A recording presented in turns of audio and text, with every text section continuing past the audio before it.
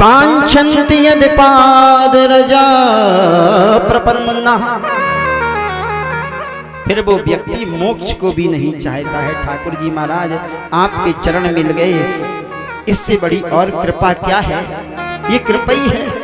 बड़े बड़े संतों को, मुनियों को आपके चरण नहीं मिलते हैं। मेरे पति के ऊपर तो आपने सारे चरण रख दिए। हे ठाकुर जी महाराज, अब इसको माफ करो। पति प्राणा प्रदीयताम। हम सब आपकी शरण में हैं। वो नागपत्नियों की कृपा से छोड़ दिया भगवान ने। काली नाग ने स्तुति की, भगवान मेरे अंदर जो ये जहर है, ये विष है, ये आपका ही दिया हुआ है। मेरी कोई इसमें गलती तो है नहीं। अरे आप मेरे अंदर भी थोड़ा अमृत डाल देते हैं?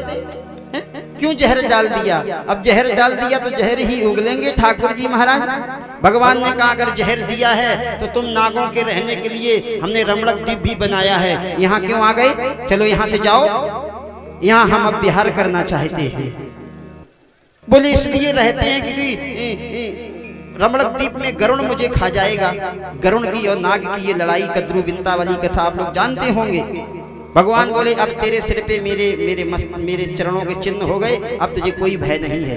गरुण नहीं खाएगा तुम्हें, क्योंकि जिसके ऊपर मेरी कृपा हो जाती है उसके ऊपर फिर देखो। कुत्ता दो प्रकार के होते हैं। कुत्ता दो प्रकार के होते हैं, एक पालतू एक फालतू होते। अब फालतू कुत्ता को कोई भी कभी भी डंडा लेके मारने लगता है। जिसके दरवाजे जाएगा डंडा ही मिलेगा। लेकिन पालतू कुत्ता को कोई मार के दिखाए।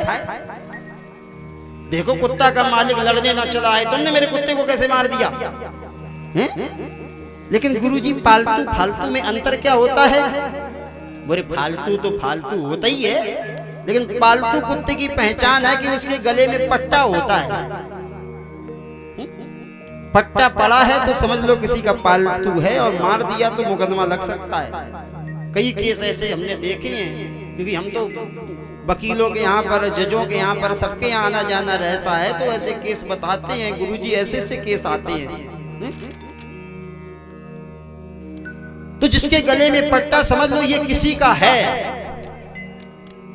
इसी प्रकार से जिसके मस्तक पर तिलक है, गले में कंठी है ना, तो यम के दूत जान जाते हैं ये किसी का पालतू है। ना सिर पे चोटी, ना माथे पे तिलक, ना गले में माला, ना कंठी, ना हिंदू ना मुसलमान, पता नहीं चलता कौन है। कैसे पता चलेगा? पहले पहचान होती थी हिंदू धर्म की कुछ, आज तो गायब ही हो गई पहचान। तिलक लगाना भूल गए हम लोग, तिलक नहीं लगाते, माला नहीं पहनते, चोटी नहीं रखते हैं। तो कैसे होगा? अरे पुलिस वाला चाहे छोटा सा सिपाही ही क्यों ना हो, लेकिन जब तक वो वर्दी पहने हैं तब तक लोग उससे डरते हैं। और कितना भी बड़ा अधिकारी हो, सिविल में हो अगर, तो लोग उससे इतना भय नहीं खाते हैं। कहीं का भी पुलिस वाला हो, जरूरी नहीं पुगराया का हो, मेरठ का हो, लेकिन वर्दी अगर पहन के कहीं भी जा रहा है तो लोग जानते हैं ये किसी संस्था का अधिकारी है, इसको उससे मत बोलो। अगर वर्दी नहीं पहने हो, ड्रेस में नहीं हो, तो कहीं भी कोई भी बस में दो लाते मारेगा, वर्दी पहननी पड़ेगी। इसी प्रकार से अगर ठाकुर जी की कृपा पाना चाहते हो तो मस्तक पे तिलक, गले में कंठी, माला पहननी पड़ेगी, तभी तुम भक्त कहलाओगे। इसलिए श्री ठाकुर जी ने चरण का चिन्ह दिया है। रमणक द्वीप गया है, अपने परिवार के साथ जहर को सुखा दिया। जसोदा मैया आदि ने गले से लगाया भगवान को। उस रात वहीं काली धय पे रुके हैं। रात में अग्नि लगी है, भगवान ने अग्नि का पान किया है। वर्षा ऋतु और शीत ऋतु का वर्णन है, बड़ा सुंदर। नहीं चलता कब होली थी कब दिवाली थी, नहीं पता चलता ना। खुशबू उड़ने लगती थी गोबर की, पूरे गांव में दरवाजे दरवाजे लीपा पोती होती तो पता चल जाता था कि कोई त्योहार आ रहा है। अब तो पत्थर हैं, 2 बार पोछा लगा दिया, चूक गए तो सीधे कमर टूटेगी, अस्पताल जाओगे। काहे से गिर पड़े? बोले क्या बताएं, पत्थर लगवाए थे। गोपियों ने लीपा पोती किया और लीपा पोती करने के बाद में घर में सुंदर सुंदर पकवान बनाना शुरू कर दिया और उस पकवान की खुशबू पूरे वृंदावन में फैल गई। भगवान ने आकर के मैया से पूछा, मैया जी का है रहो है? तो मैया ने दूर दूर लाला दूर, अपने बाबा से पूछो जाकर के जय जय को भोग बन रहे हो है। मैया जी जय जय को भोग बन रहे हो? कन्हैया ने सोची सबसे बड़े जय जय तो हम ही हैं, जे मैया किनको भोग बनाए रही है। मैया एक लड्डू दे देना। नहीं नहीं लाला, जब तक भगवान को भोग नहीं लगेगो, जय जय की पूजा नहीं होएगी, तब तक तो है नहीं मिलेगो बिल्कुल। क्यों क्यों क्यों क्यों पूजा की जाती है? यशोदा बोली, दारी के मेरे दिमाग का मत खा, अपने बाबा ने तो पूछे जा। तो नंद बाबा के पास पहुंच करके भगवान ने पूछा, कथिताम्मी पिता कोयम संभ्रमो बाउपागता किम फलम कस्य चोदेसा कीनिवा साध्यते मखा। अरे बाबा, आज सबके घर में पूड़ी पुआ काहे बन रहे हैं, पकवान काहे बन रहे हैं? किसी की पूजा है क्या? नंद बाबा बोले, हाँ लाला, आज के दिन हम लोग इंद्र भगवान की पूजा करते हैं। क्यों? बच्चे तो बच्चे। बोले, परजन्यो भगवान इंद्रो मेघातस्यात्म मूर्तया। भैया, ये जो बादल है ना, बादल, इन बादलों के मालिक हैं श्री इंद्र भगवान।